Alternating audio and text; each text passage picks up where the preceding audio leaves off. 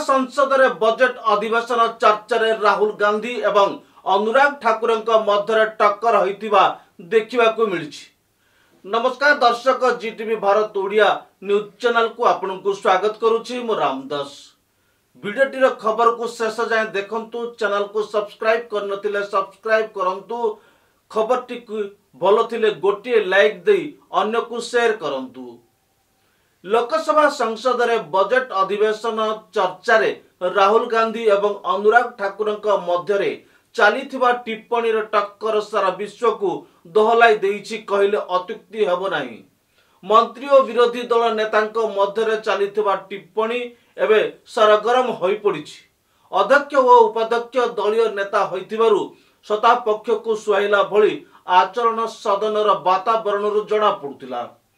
अर्थमंत्री श्रीमती निर्मला सीतारमण संसद रे 2024-25 बजेट उपस्थापन करथिले। या परे आरंभ होइतिला बजेट आलोचना व प्रश्नकाल।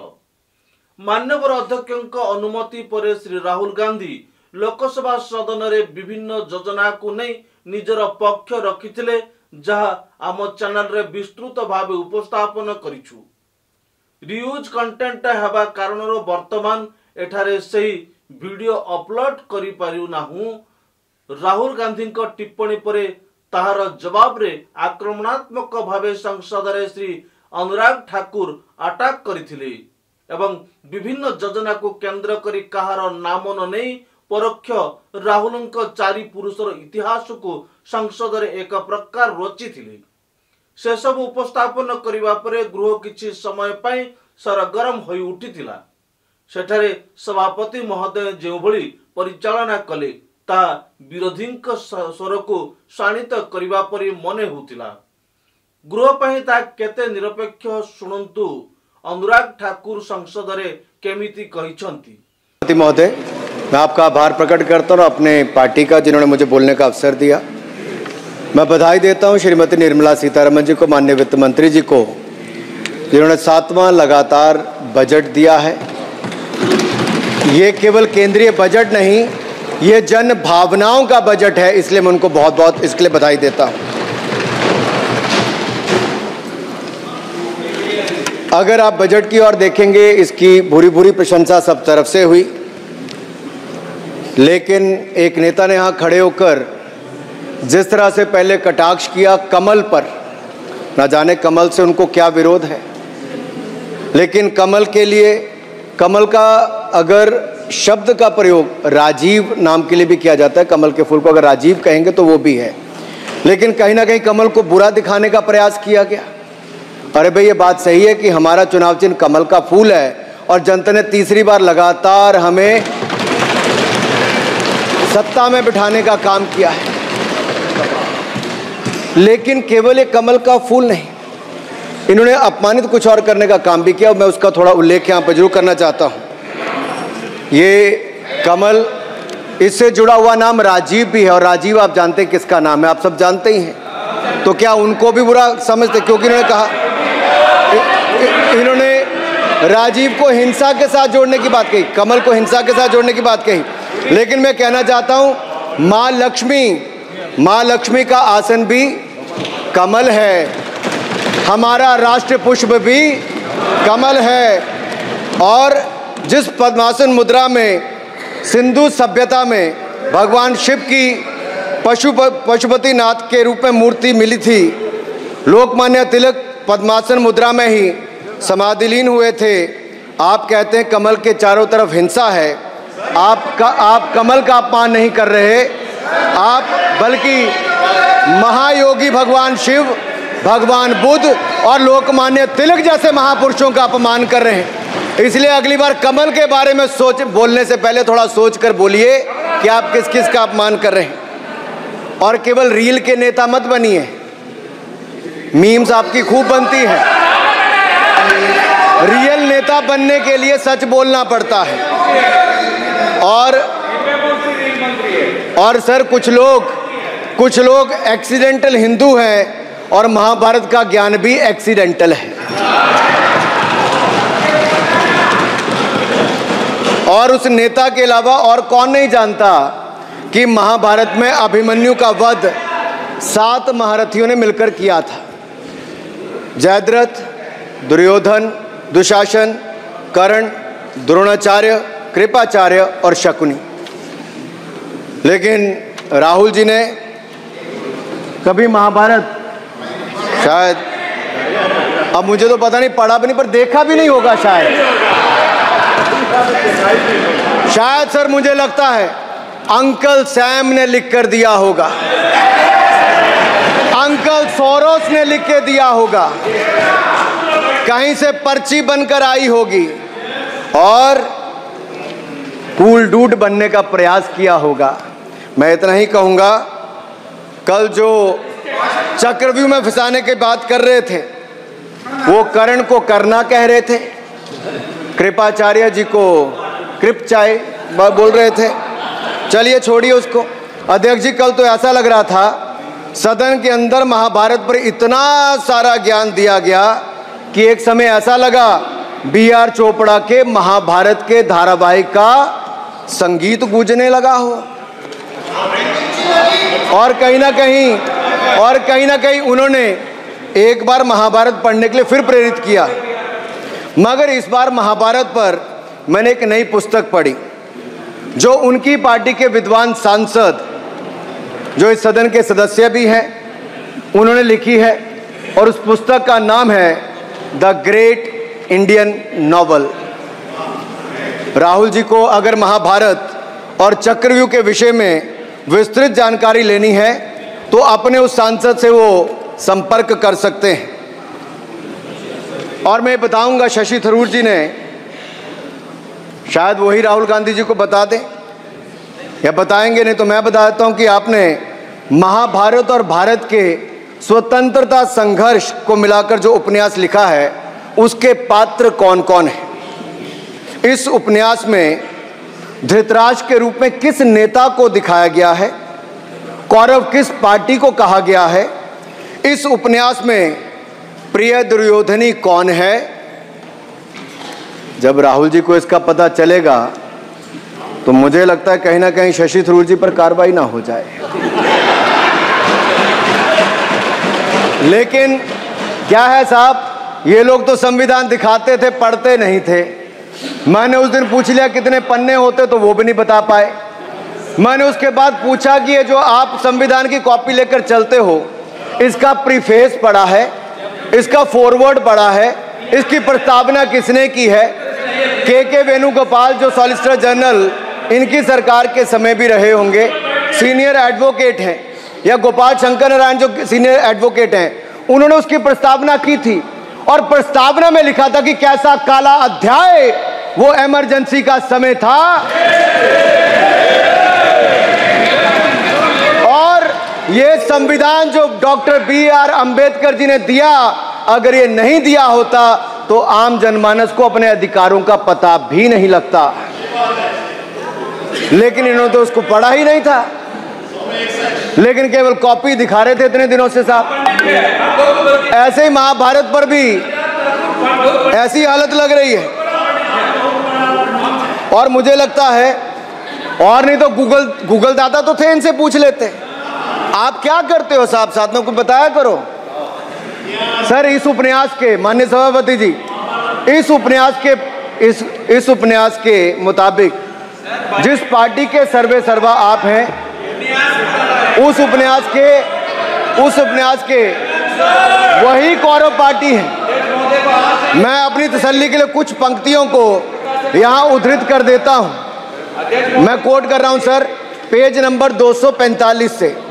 The India of which Dhritarashtra assumed the leadership on 15th August 1947 had just been through a cathartic process of regeneration, another stage in this endless cycle.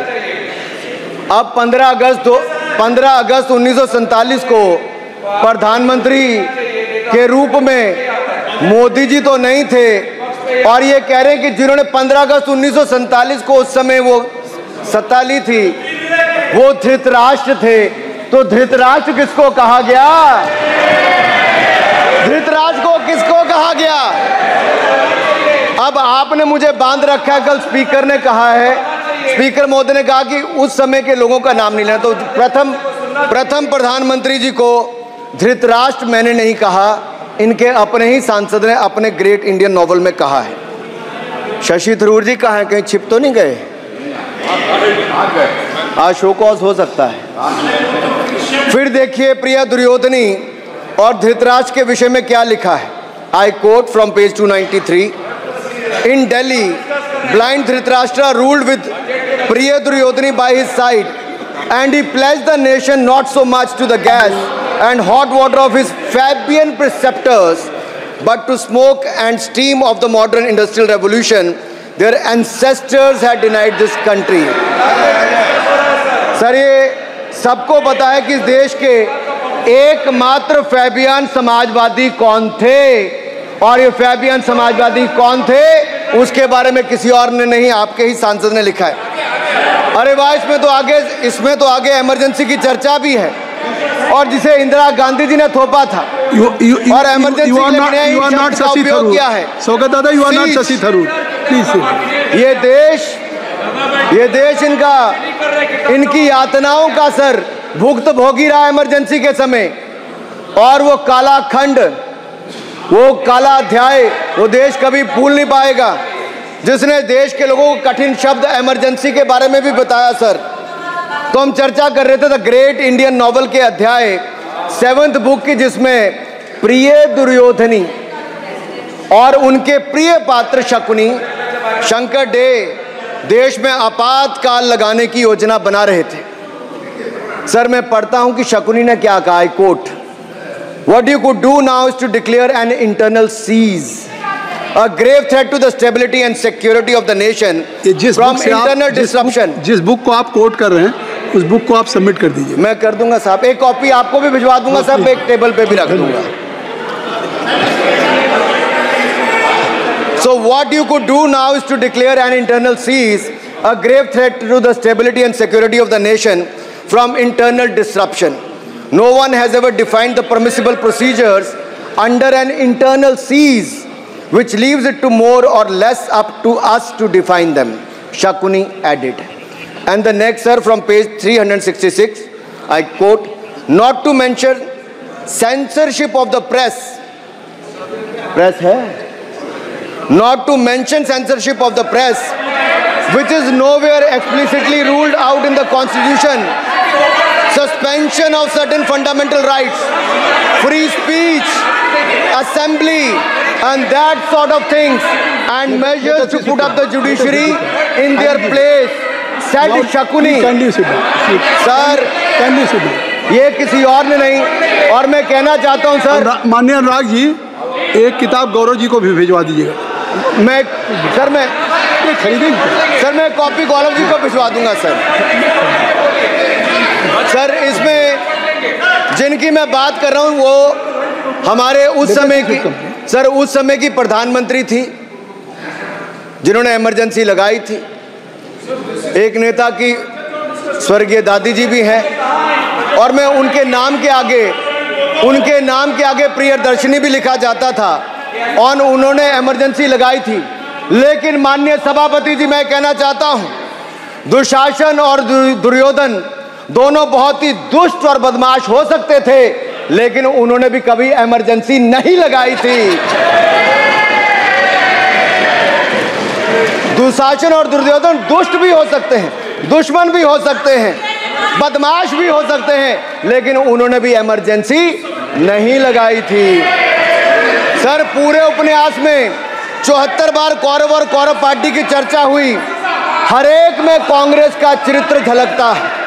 Rahul ji सदन में हजारों साल पूर्व हुए महाभारत की कहानी सुना रहे थे, मगर उनकी अपनी पार्टी के पढ़े लिखे एक विद्वान पूर्व मंत्री और सांसद आज के महाभारत की कहानी लिखते हुए बताते हैं कि कौन कौरव था, कौन शकुनी था, कौन धृतराष्ट्र था, कौन दुशासन था, कौन दुर्योधन था, कौन कर्ण था। जरूर पढ़िएगा, सबके किरदार उसी में मिलने वाले हैं। और शायद जिस समय शशि थरूर जी लिख रहे थे उस समय आपका टैलेंट इनको पता नहीं, तो नहीं तो 100 पन्ने तो आप पे ही लिख देते साहब।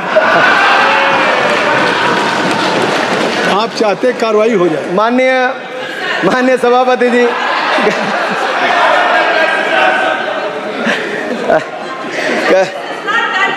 कल जब राहुल गांधी जी चक्रव्यूह पर बहुत ज्ञान दे रहे थे तो पीछे दो लोग, कुमारी शैलजा जी और दीपेंद्र जी, बैठकर मुस्कुरा रहे थे। अब शायद राहुल जी वो पीछे हंस तो रहे थे, लेकिन आप एक बात जरूर कर लीजिए,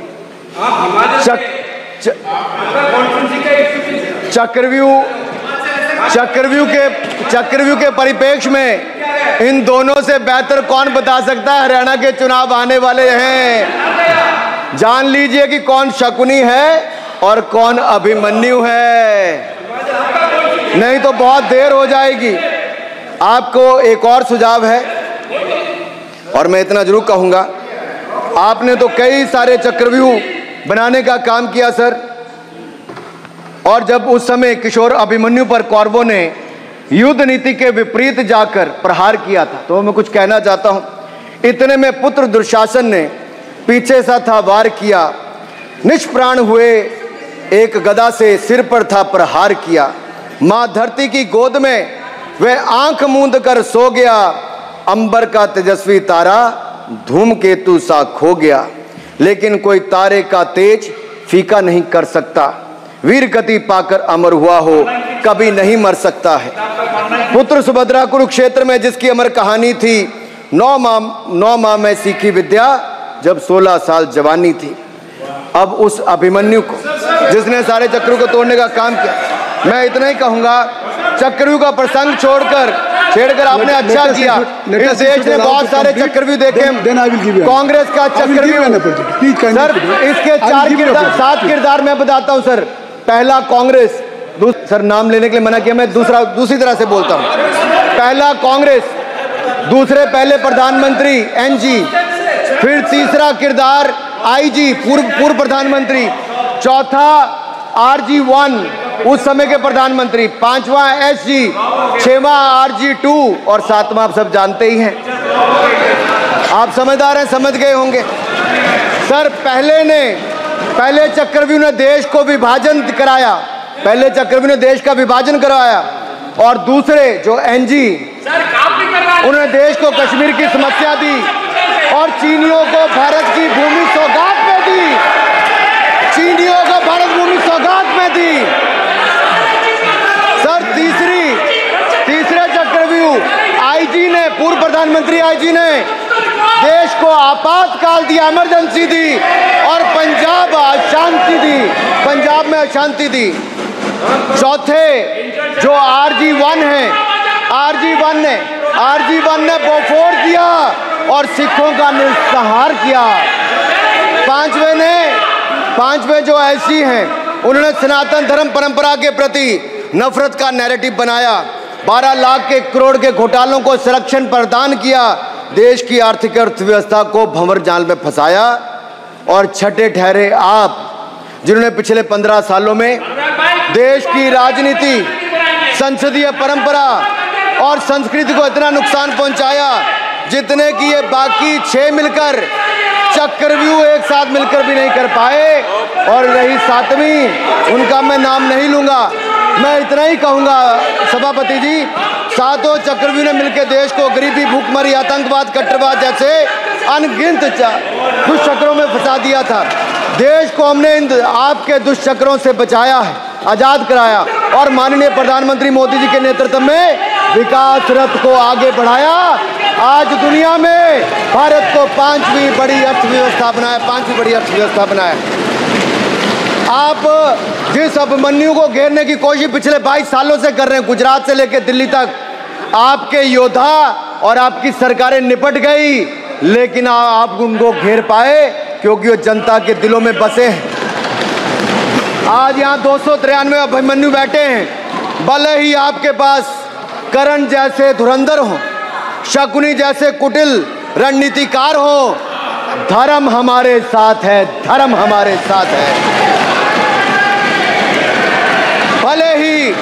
भले ही आपके पास नारायणी सेना हो, लेकिन स्वयं भगवान कृष्ण हमारे साथ है।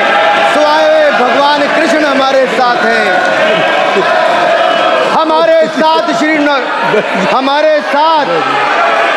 हमारे साथ श्री रघुनाथ तो किस बात की चिंता शरण में दिखाया।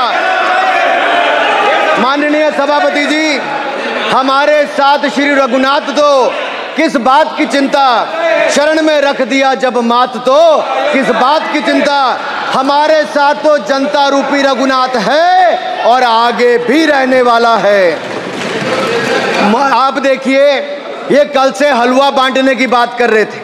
अध्यक्ष महोदय कांग्रेसियों के कंधे पर सवार होकर सैर करते हैं, जैसे मदारी के कंधे।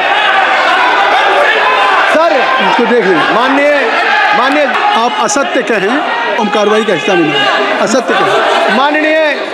माननीय सभापति जी, I have already given ruling mister Venugopal ji, I have given ruling. माननीय सभापति, असत्य के पैर नहीं होते, असत्य के पैर नहीं होते, और ये असत्य अक्सर कांग्रेसियों के कंधे पर सवार होकर सैर करता है। जैसे मदारी के कंधे पर बंदर होता है, वैसे ही राहुल जी के कंधे पर दल होता है। जैसे मदारी के कंधे पर बंदर होता है, वैसे ही राहुल जी के कंधे पर बंडल होता है, जिसे वो रोज यहाँ परोसते हैं। ये बजट पर, सदन पर। माननीय सभापति जी, जिस व्यक्ति को बजट निर्माण की प्रक्रिया का पता ना हो, संसदीय कार्य में रुचि ना हो, मात्र अध्यादेश को फाड़ने का काम किया हो, उससे क्या अपेक्षा की जा सकती है। मैं पूछना चाहता हूँ, हलवा किसको मिला? मैं पूछता हूँ, हलवा किसको मिला? राहुल जी बताइए, हलवे की बात की थी, जीप घोटाले का हलवा किसने खाया? वो फोर्स घोटाले का हलवा किसने खाया? अंतरिक्ष देवास घोटाले का हलवा किसने खाया? नेशनल हेराल्ड के घोटाले का हलवा किसने खाया? सबमरीन घोटाले का हलवा किसने खाया? अगस्ता वेस्टलैंड घोटाले का हलवा किसने खाया? 2G स्कैम हलवा किसने खाया? कॉमनवेल्थ स्कीम का हलवा किसने खाया? कोयला घोटाले का हलवा किसने खाया? वाल्मीकि योजना घोटाले का हलवा किसने खाया? चारा घोटाले का हलवा किसने खाया? यूरिया स्कैम का हलवा किसने खाया? राहुल जी, हलवा मीठा था या फीका?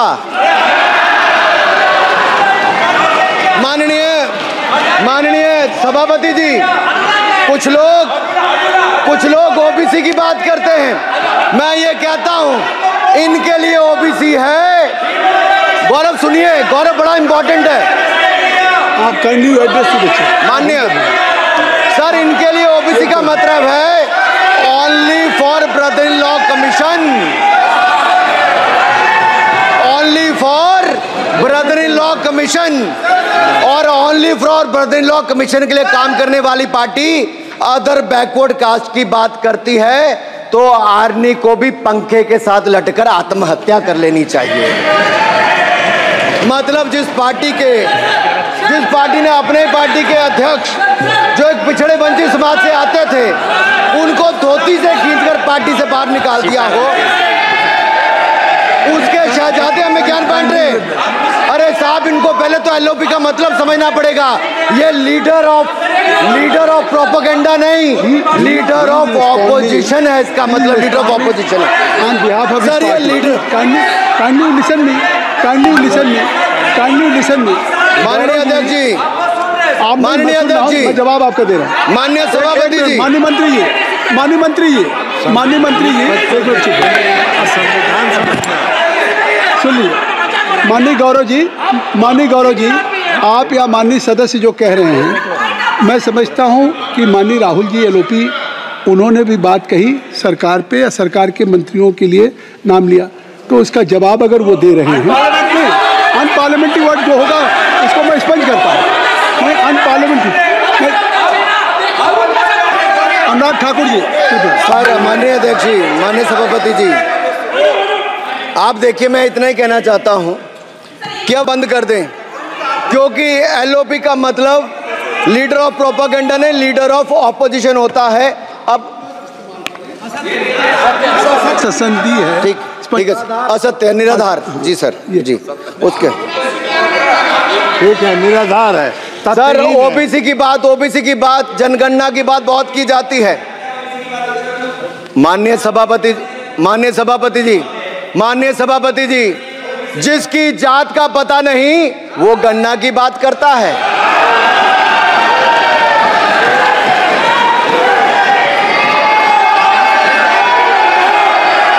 जिसकी जात का पता नहीं वो गणना की बात करता है।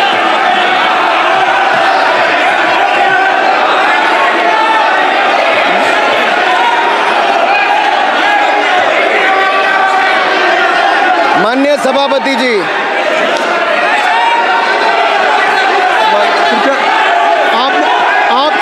आपने जो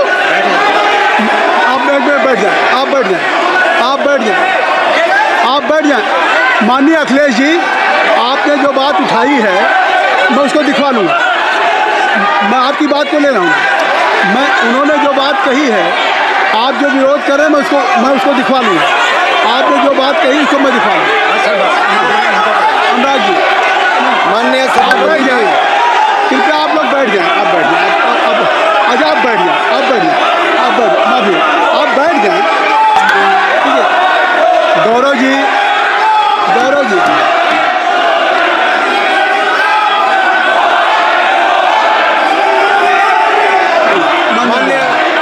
माननीय सभापति जी, मैं आपको याद कराना चाहता हूँ, इसी सदन में एक पूर्व प्रधानमंत्री जी ने RG1 ने ओबीसी को आरक्षण देने का विरोध किया था। RG1 ने ओबीसी को आरक्षण देने का विरोध किया था। एक मिनट माननीय मंत्री जी, एक मिनट। लीडर ऑफ अपोजिशन बोलना चाहते हैं, आप लोग बैठ जाएं। माननीय मंत्री जी की स्पीच, माननीय अनुराग जी की स्पीच खत्म हो जाए। बैठे आप लोग बैठ जाएं। मैं आपको उन्होंने मुझे इंसल्ट किया, मुझे बोलने दीजिए। उनकी बात खत्म हो जाए। उन्होंने इंसल्ट किया, उसके बाद मैं आपको अवसर दूंगा। नहीं सर, नहीं, उनके बाद अवसर दूंगा। आपको अवसर दूंगा। बैठ जाएं, आप बैठ जाएं, अवसर दूंगा। उनकी स्पीच खत्म हो जाए। प्लीज आप बैठ जाओ। अनुराग जी, कल किस चीज को इंसल्ट कर रहे थे? आपको अवसर दूंगा। आपको अवसर दूंगा। अच्छा, एक मिनट बैठ जाए। आप बैठ जाए। सर, मैं क्लैरिटी कर दूं। सर, मैंने कहा एक मिनट बैठ जाए। आप एक मिनट बैठ जाए। आप सब लोग बैठ जाए। अच्छा, आप सब लोग बैठ जाए। चल, अब लीडर ऑफ अपोजिशन को मैं बुला रहा हूँ। अब ये पर is it fair if I am allowed to your leader of opposition? Is it fair? मैं फिर मैं उनको बुला लूँगा। नहीं तो मैं आपको बुला रहा हूँ तो पहले बैठ जाएं। पहले लोग बैठ जाएं। पहले बैठाइए सर। सब लोग बैठ जाएं। पहले सब लोग बैठ जाएं तब मैं आपको अलाउ करूँ। सब बैठ जाएं, मैं आपको अलाउ करूँ। मैं आपको अलाउ करूँगा, सब बैठ जाएं। मैं अलाउ करूँगा। आप मेरी बात सुन नहीं पा रहे। मैं आपको अलाउ करूँगा, पहले सब बैठ जाए। हाउस इन ऑर्डर होगा। गौरव जी, आप भी बैठ जाएं। मैं लीडर ऑफ अपोजिशन को अलाउ कर दे रहा हूँ। अगर आप ये कह रहे हैं कि हमें इंसल्ट किया गया, मैं बिल्कुल आपको अलाउ कर रहा हूँ। सर दीजिए, सर बोलने दीजिए सर। मैं आपको बोलने दीजिए सर। ऐसा नहीं सर बोलने दीजिए सर। मैं आपका नाम तो लूँ। राहुल गांधी। स्पीकर सर, देखिए, जितना मेरा आप लोग इंसल्ट करना चाहते हैं आप खुशी से करिए, आप रोज करिए, मगर एक बात मत भूलिए, जाति जनगणना को हम यहाँ पास करके दिखाएंगे। धन्यवाद। जितना इंसल्ट करना करिए। अरे तो अपनी जाति भी दिखनी पड़ेगी उसमें। आप चुप रहें। श्री अनुराग ठाकुर जी, हमने समय दे दिया, अब आप बैठे। ये तरीका नहीं है। नहीं, ये तरीका है। आपको हमने टाइम दे दिया। आप बैठ चुके हैं। आप बैठ चुके हैं। नहीं, आप बैठ चुके। श्री अनुराग ठाकुर जी। सर, मुझे लगता था कि इनको भाषण देने से पहले पर्ची आती होगी। हमने आप, लेकिन हर बार इंटरवेंशन के लिए पर्ची आती है अपने बलबूते पर। सर, उधार की बुद्धि से राजनीति नहीं चलती है। उधार की बुद्धि से राजनीति नहीं चलती है। यहाँ पर्ची लेने से काम नहीं चलता है। आप बोल के हटते हो, फिर पर्ची आती, फिर बोलते हो। ऐसे कैसे चलता है? माननीय अध्यक्ष जी, माननीय सभापति जी, एक minute. I am not yielding sir. I am not yielding sir. उठा के आपको बिठाया बुलाया, अब मैं नहीं करूँगा। मैंने आपको अनुराग ठाकुर जी को बिठा के आपको मैंने समय दिया, तो अब अनुराग ठाकुर जी बोलेंगे। सर मैं इतना ही कहूँगा, उधार की बुद्धि से राजनीति नहीं चलती है। आजकल कुछ लोगों पर जातिगत जनगणना का भूत सवार है सर, लेकिन मैं इतना कहूँगा सर मैंने क्या कहा था सर माननीय सभापति जी, मैं गंभीर बात कर रहा हूँ, ये नहीं सुन रहे हैं। मैंने कहा था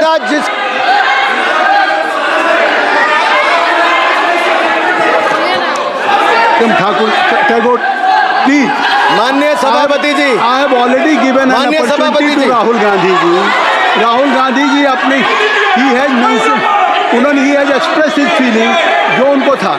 नहीं आप दल से बाहर आ जाए, कृपया आप दल से आ जाएं, फिर मैं उनको फिर समय दे दूंगा, जी सर मैंने कहा था कि जिसको जात का पता नहीं वो गणना की बात करता है। मैंने नाम किसी का नहीं लिया था सर, नाम तो किसी का नहीं लिया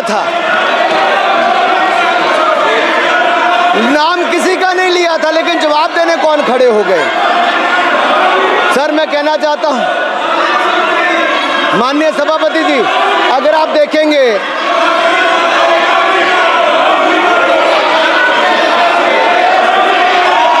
मैंने अनुराग जी को बिठा के मैंने माननीय राहुल गांधी को समय दिया, मैंने अनुराग ठाकुर जी को बिठा के, तो कृपया आप लोग जब एलओपी को टाइम मिल गया तो आप सदन में व्यवधान नहीं। अब फिर बोलना चाहते हैं आप, खड़े हो जाइए। आप फिर बोलना चाहते हैं, खड़े हो जाइए, चलिए खड़े हो। आप लोग जाइए बिल से बाहर। LOP please, LOP I am giving, तो आप बिल से तो जाइए। सर स्पीकर सर, अगर मैं आपके एलओपी को टाइम दे रहा हूं तो आप क्या मतलब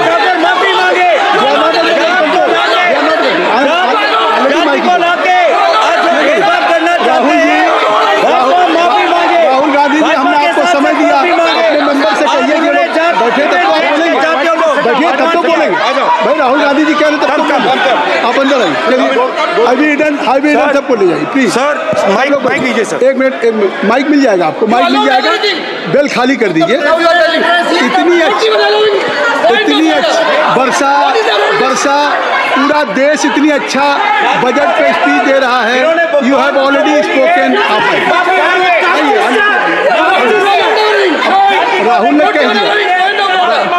कह दिया अभी हम, अब आप अपने लीडर का सम्मान करें। हमने आपके लीडर को दूसरी बार फिर बुला रहा हूं, आप अपने लीडर का सम्मान करें। हाउस के एलओपी हैं, और अगर मैं उनको दूसरी बार बुला रहा हूं, उनको बिठा दिया माननीय सदस्य को, तो कृपया आप लोग तो कम से कम इस बात को महसूस करें। मिस्टर केसी मैं please don't be mister Rahul Gandhi, आप लोग बैठिए। राहुल स्पीकर सर, बोलने का मन क्या था? स्पीकर सर, सर माइक नहीं सर, एक मिनट, माइक यहाँ से नहीं जाता। स्पीकर सर, मैं नाम ले लूँगा, माइक आ जाएगा। स्पीकर सर, जो भी इस देश में दलितों की, आदिवासियों की, पिछड़ों की बात उठाता है, जो भी उनके लिए लड़ता है, उसको गाली खाना ही पड़ता है।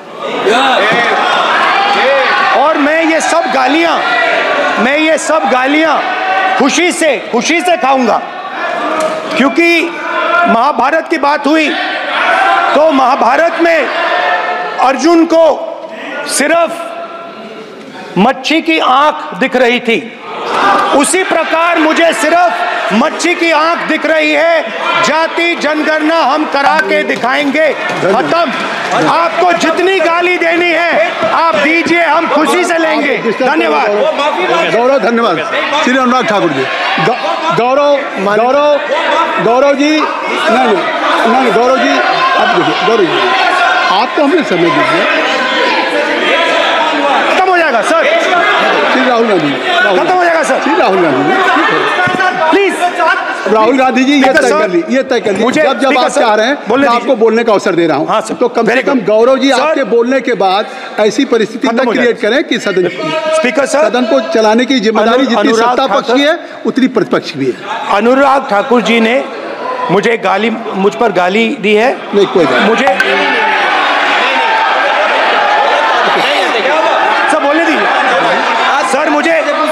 उनको बोले। हाँ, सर नहीं, जाति सर का पूछ सकते हैं। अनुराग ठाकुर जी ने मुझे इंसल्ट किया है, मगर मैं अनुराग ठाकुर जी से कोई माफी नहीं चाहता हूं। मुझे कोई माफी की जरूरत नहीं है। मैं लड़ाई लड़ रहा हूं। जितनी आपको गाली देनी है मैं आपसे कभी माफी नहीं मांगूंगा। मुझे आपकी माफी नहीं चाहिए। राहुल गांधी जी, मैं चेयर पे हूँ और चेयर का काम है कि अगर कहीं भी कोई असंसदी या किसी को गाली दी गई तो मैं उसको देखूंगा, मैं उसको कार्रवाई निकालूंगा, मिस्टर के उसको निकलवाऊंगा। ठीक है, आप नहीं कर रहे हैं, लेकिन अगर दी है तो मैं उसको कार्रवाई का हिस्सा दिखवा के उसको स्पष्ट करूँगा। ठीक, आपने कर दिया। सुन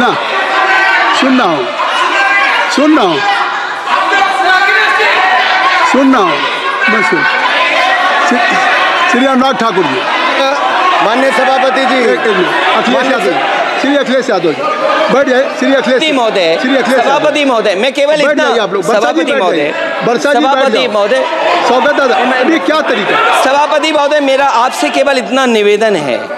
माननीय मंत्री रहे हैं, बड़े दल के नेता हैं, मंत्री रहे हैं, बड़ी बात कर रहे थे। मैं महाभारत, शकुनी, ये सब बातें कह रहे थे, दुर्योधन तक यहाँ ले आई है। मैं केवल सभापति महोदय इनसे ये पूछना चाहता हूँ, आपने जाति कैसे पूछ ली है बताइए बस। आप जाति कैसे पूछ सकते हैं? आप बताएं, जाति कैसे पूछ सकते हैं? आप पूछ के दिखाओ जाति तुम। आप जाति कैसे पूछोगे तुम?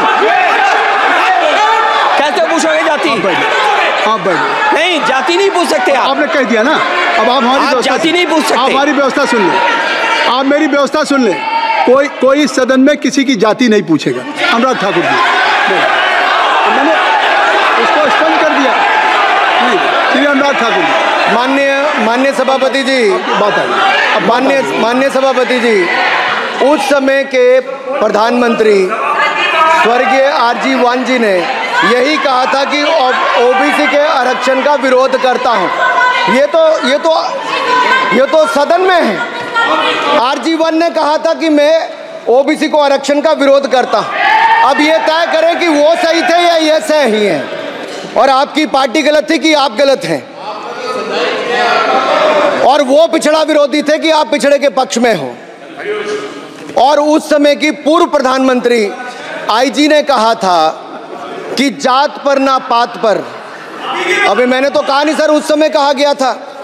और इसी तरह से ही कृपया अपना भाषण संक्षेप सर, मंडल आयोग की रिपोर्ट हो, काका कालेलकर की रिपोर्ट हो, इस पर कौन वर्षों तक बैठा रहा सर? जवाब देना होगा इनको, कौन देगा जवाब? अगर उस समय उसको लागू कर दिया होता तो आज ओबीसी के अधिकारी भी ज्यादा होते, बाकी भी होते। और यही नहीं सही, इन्होंने दलित के साथ, आदिवासी के साथ, ओबीसी के साथ विरोध किया। ओबीसी कमीशन को तो संवैधानिक दर्जा भी नहीं दिया। अगर संवैधानिक दर्जा दिया तो मोदी सरकार ने आकर दिया है, माननीय अध्यक्ष जी। और मैं इस सदन के लिए पढ़ देता हूं सर।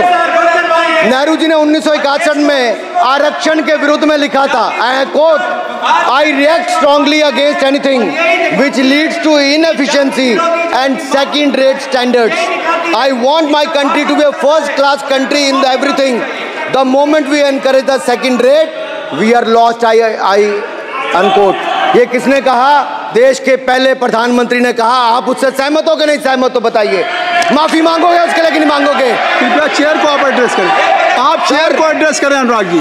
सर मैं इतना ही कहूंगा और समाप्त करें। लहजे में बदजुबानी, चेहरे पर नकाब लिए फिरते हैं वो, जिनके खुद के बही खाते बिगड़े हैं, वो हमारे हिसाब लिए करते हैं। बहुत बहुत धन्यवाद। नहीं सर, मेरे एक मिनट सर, मैं एक बात क्लियर कर दूं सर। मैंने किसी का नाम लेकर नहीं कहा, लेकिन कोई अपने आप क्यों खड़ा हुआ? मैंने किसी का नाम नहीं लिया था। आप रिकॉर्ड चेक कीजिए सर, आप रिकॉर्ड चेक कीजिए। और सर ये सारी बातें अगर आप देखेंगे, सबका साथ सबका, मैं रिकॉर्ड दिखवा लूंगा। आप दिखाइए सर। सबका साथ सबका विकास हमने किया सर। अगर अल्पसंख्यक के रूप में अगर किसी को राष्ट्रपति बनाया गया तो कलाम साहब को अटल बिहारी वाजपेयी जी की सरकार में बनाया गया। रामनाथ कोविंद जी को एससी समाज से आते थे, राष्ट्रपति बनाया गया तो मोदी जी की पहली सरकार में बनाया गया। एक महिला ट्राइबल को अपनी क्षमता के आधार पर अगर देश का राष्ट्रपति बनाया गया तो द्रौपदी मुर्मू को हमारी सरकार। अगर ओबीसी प्रधानमंत्री है तो आज माननीय प्रधानमंत्री मोदी जी। आज सबसे ज्यादा मंत्री SC ST OBC है तो हमारी सरकार में सर मैं इतना ही कहूंगा। समाप्त करें सर, मैं 2 मिनट में खत्म।